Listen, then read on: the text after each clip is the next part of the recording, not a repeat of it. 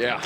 All right, YouTube, what is up? We are back with another day, and today we got some flying 40s, some jumps, some snatches, some cleans, some squats. Day 2 of the new program that we've been running, building out ourselves, some slight little modifications that we've been making, messing around with some things, but the 40s stay the same. Week 3 of the 40s that we weren't able to get in last week because our schedule got all jacked up with the sleep. But we are meeting the mother for lunch here in about 20-ish minutes, so we kind of have to condense this. We're gonna run our sprints, hit some of our jumps, hit some of our accelerations, go to lunch with the madre, because by the time we get back from lunch, this field's gonna be taken. They're gonna have soccer on it, and then we will go lift. So it's gonna be sprints, jumps here, go eat a burger with the mom, then come back and lift in the weight room. So a little bit of a 2 a day, although it's just one big workout.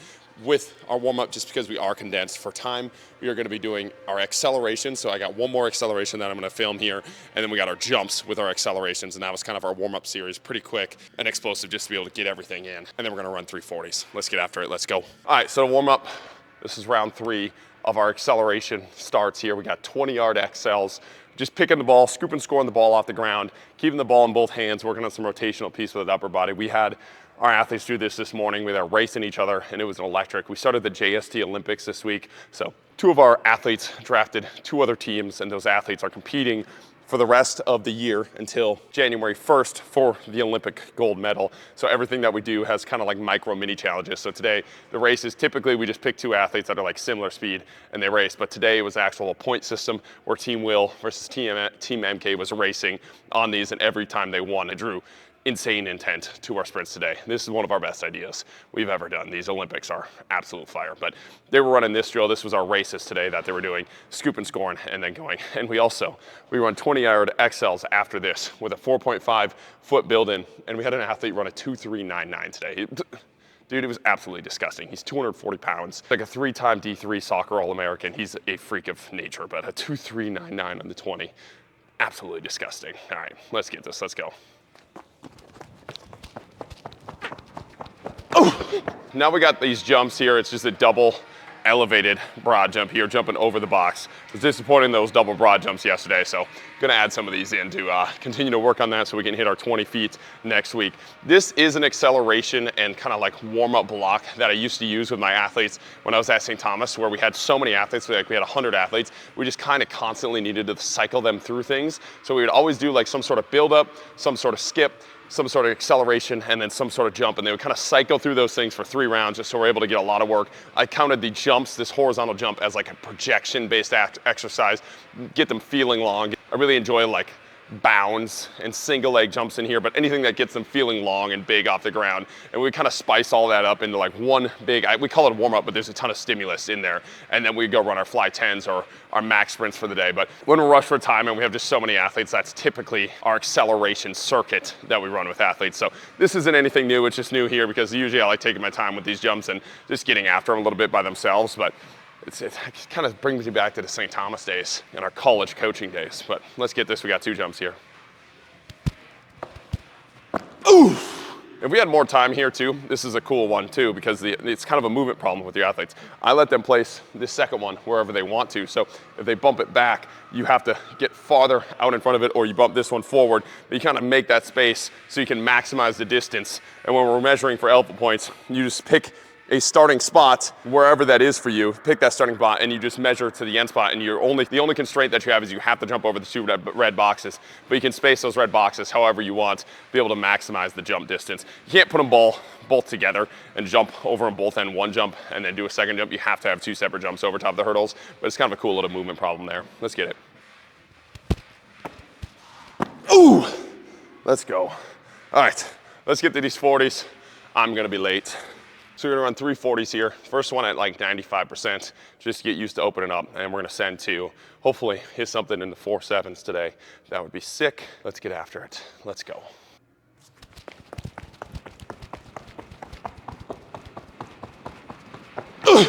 Oh man, that felt pretty stiff. Probably should have opened up a little bit there. Let's see what we got. 4.973, not flying right now. Not flying, but that's the first one. That's the warm-up one. We will book from there. Let's get it. That one felt pretty sticky. Pretty sticky. Body's feeling pretty good today, but just felt like it didn't Didn't get a full warm up or rushing these just a little bit, taking like 2 to 3-ish minutes in between, then kind of ripping again. It is 1:10. I'm supposed to be at lunch at 1:15, so mom's definitely gonna yell at me. Might as well run fast, right? You know what I mean? Like, you shouldn't get yelled at and then run slow. Then she'd double yell at me for being slow and being late. It's double slow. Let's go get this rep, come on.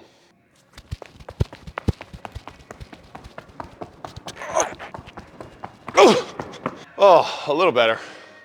Still pretty stiff. Back is sore from the softball swings. Oh my God. Feel that QL lock up as I'm sprinting. 4.837. All right, that is not terrible. For how that one felt, that's not disgusting at least. Right there, 4.837 there. We're gonna want one more. I'm gonna text the mother, tell her I'm gonna be late to dinner. Final one right now. It is 1:15 when I'm officially supposed to be at lunch with the mom. So we gotta run this fast to get to lunch, right? Like if we run a 4:7, we'll only be a couple minutes late. If we run a 5, emotionally, we're gonna be 20 minutes late. And we're not gonna have much testosterone to battle off the yelling that we're gonna get. Just kidding, she's not gonna actually yell at me, but maybe severely disappointing, you know, like the whole I'm not mad, I'm disappointed parent talk they give you. Might get one of those today, but let's go. Give me a 4.7, last one, come on.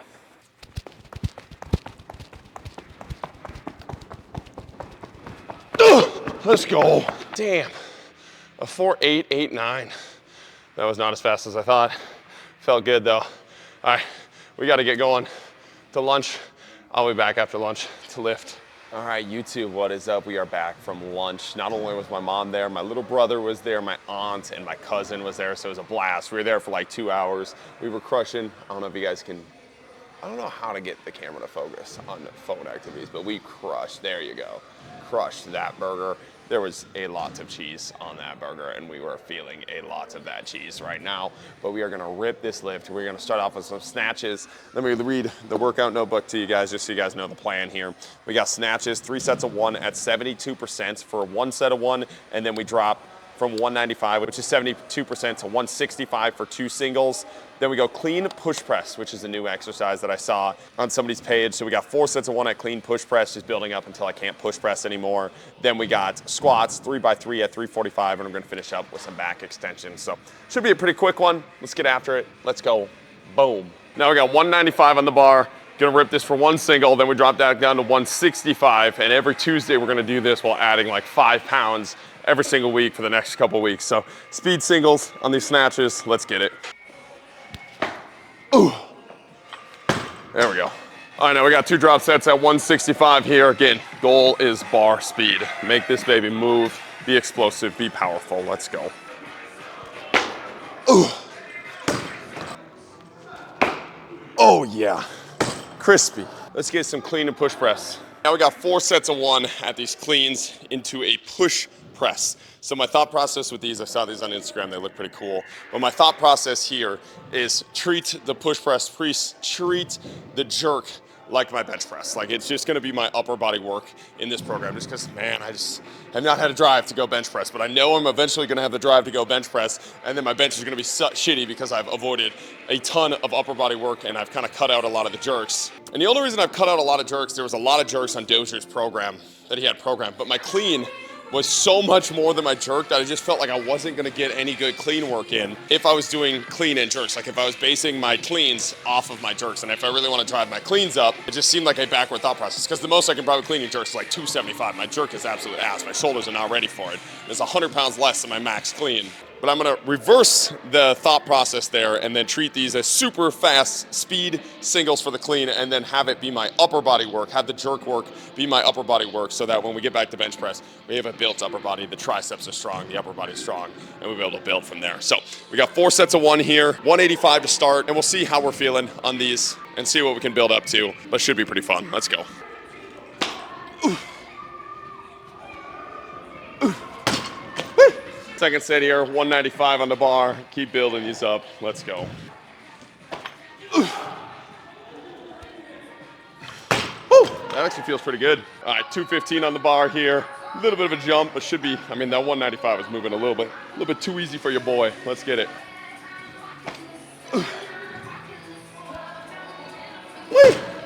Let's go. All right, we're gonna hit this 4th set, then we're gonna do a little rants, then we're gonna do squats, then we'll hit a little rants mid squats, then we'll finish up with some Nordics and get out of here. Should be a pretty sweet day. Let's go. 225 on the bar here. I was just too lazy to put 2 plates on. Here we go.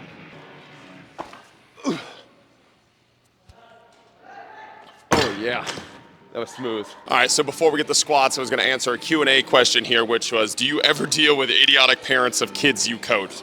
And this is such like a I just believe it's a self-inflicted wound by coaches. If you put up with annoying and idiotic parents in your program, that is your fault. It's just like if you're stuck in a toxic relationship and you decide to stay, that is your fault. You are deciding the benefits are over the cost for some reason, whatever it is in your brain, and you decided it was worth it, you decided to keep it in your life, you decided to keep it a part of your company, and so you don't get to complain about it. You at any moment can tell a person they do not fit your culture, they do not fit your program, you need to leave, you need to find somewhere else. And just like relationships, sort of the less you put up with shitty people in your life, the less those shitty people get away with what they do and they have to realize they have to change. Same with parents. The less you put up with, the better behavior they realize they need to be on, the more they need to grow up. And if they can't grow up as a parent, then they need to find a different place to train. And if your product is valuable enough for them to change, then it's valuable enough for them to change. And if it's not, you don't want that person a part of your program anyways. Like the cost of stressors in my life, like I'm very strict on this. The cost of stressors in my life needs to be so insanely high. Like it needs to be such an insane number of dollars for me to increase my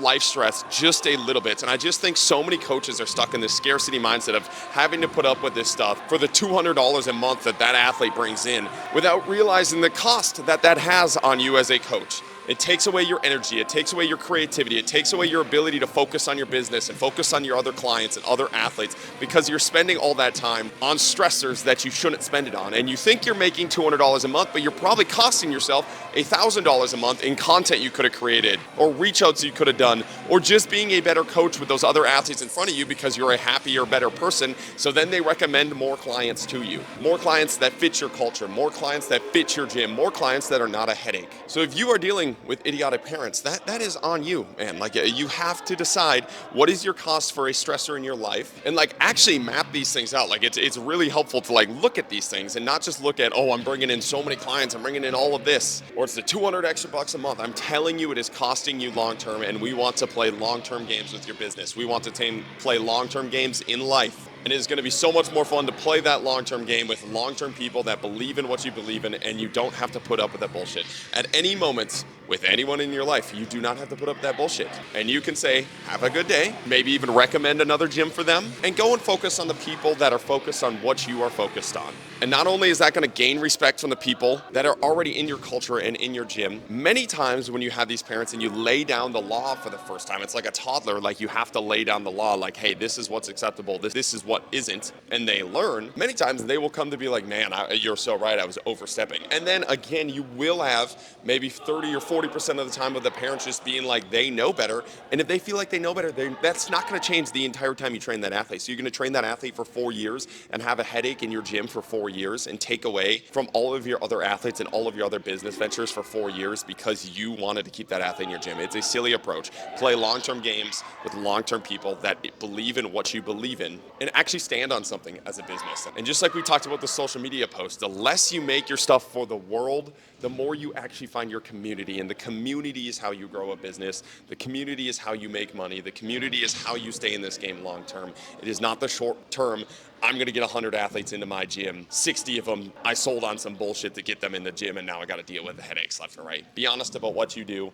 Be honest about what you believe in, and attract those people in your gym. And it's going to be a smaller subset of people and smaller pool of people that you're drawing from, but that pool is still massive, man. There are thousands of people that believe in what you believe in and want to work out the way that you want to work out. If you just lay that out for them and just draw from the right pond, stop drawing from the ocean, go to your fishing spots, and you'll catch way more fish, and you'll eat way better, and you'll be way less stressed, right? So let's get these squats, let's go. Now we got 3 sets of 3 at 345, 72% of our rep max for the squats. Today, safety squat bar is 65 pounds, so that's, if you're trying to do the math, I believe that's right. 315 plus an extra 20 would be 335. See, this is why I talk out loud, because otherwise my dumb ass would have did 335 instead of 345, so now we gotta slap some fives on here. But speed squats here, up in the frequency of the squats. Again, once we get closer to season, we got like 3 months here to go pretty hard in the weight room, and then softball is definitely gonna take its toll. It's already kind of taken its toll with some of the swings and just like how the elbows feeling, how the hands feeling, like small little things like that.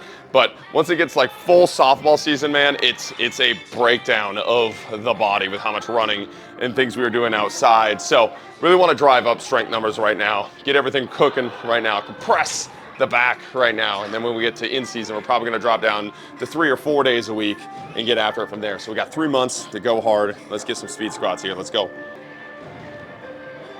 Oof. Oof. Oof. Let's go. All right, second set here, let's rip, keep it moving fast. Oof. Oof. Let's go. All right, so before we hit this last set here, I was asked the question what my biggest goal with softball is. And just objectively, like personal, tangible goals, it's to become a conference player, and a conference player is just like a pro player in softball. And I think it'd just be super cool to, I feel like, I can't confirm this, but I feel like I would be the first person to never play baseball, elementary through high school, obviously not in college, and become a pro softball player. So that is my goal. That's my tangible goal with softball, is to reach the pro level. Even if it's just for a year or two, I've heard it's an absolute grind. When you get to that level, and you really don't have much of a life after, other than that, with all the travel that you have going. But I think that'd be sick to just be the first non-baseball player to be a pro softball player, just for the memes and just for the bit. But much more importantly for my business and for like my personal career, I use softball as my litmus test. Like, we preach all of this stuff, we say all of this stuff. When you test it, when you like go and do it, does it work or does it not? And I think sport is just a very objective, obviously there's luck and there's a lot of things that go into sport, but like a pretty objective source of, if you're training athletes to be better at their sport, can you train yourself to be better at your sport, whatever that sport is? And I really, really do enjoy that mental thought process of, I say all these things, I do all these things, now go test all of these things. And I think that's something that a lot of coaches are missing in the strength conditioning world. And when we test, like we test in the weight room, like yes. But again, there's a disconnect there, because you're saying you create better athletes, and what you're showing me and what you're showing yourself is you create stronger people, you create faster people, which is, again, that's a great skill set to have, but maybe we market it as you create bigger, faster, stronger people. But if you're gonna say you create better athletes, I think the next litmus test is you have to go play a sport. You have to go see if some of the things you're saying matter and actually matter when it gets onto the field of play, not just in our weight room, not just in our like weird KPIs that we have. Again, that doesn't throw out the importance of those KPIs. You still, as a strength coach, need to be able to get people bigger, faster, stronger. I just think we miss that disconnect of, we say we create better athletes, but really what we do is create bigger, faster, stronger humans, which can in turn lead to a better athlete. But there's also a lot of athletes that get bigger, faster, stronger, and don't become a better athlete on the field of play. And maybe that wasn't their weakness. Maybe that wasn't the thing they were struggling with. And maybe that's not the thing you're struggling with as a strength coach. And maybe learning that journey of mindset, or maybe learning the journey of how to gain confidence in a sport, or maybe learning the journey of skill acquisition is an important piece of this athletic journey that I think we kind of miss out on a little bit. So I use it as my litmus test for that. Are the things I'm saying working or not? And if not, why? And then I think it just changes your programming and your thought processes so much faster when you actually have a test that tells you yes or no. That's my goals with softball, and that's why I play softball, and just because it's something I love. And it gives me a quest to go perfect, and I think that's really important to have in people's lives. Something to chase, an almost unattainable goal of perfection in something where it's like stroke by stroke, swing by swing, and you learn a lot about yourself in that process. So that's why I play softball. That's my goals with softball. Let's get this third set here. Oof. Oof. Oof. Let's go.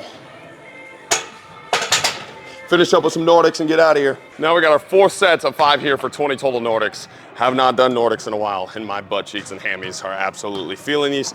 I have a little hack for these Nordics. If you are on an elevated surface like the GHR here that we got, grab a PVC pipe. I've seen all these banded setups. The banded setups are amazing. They feel really good.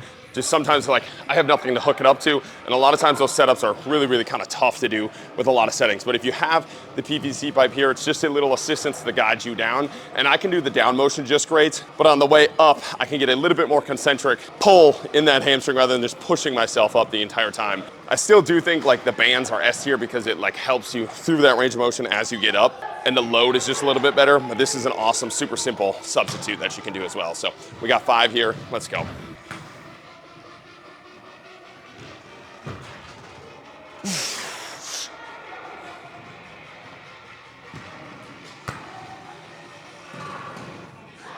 Ooh.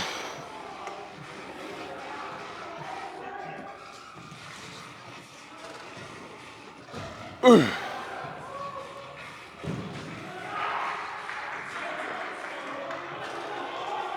Ooh.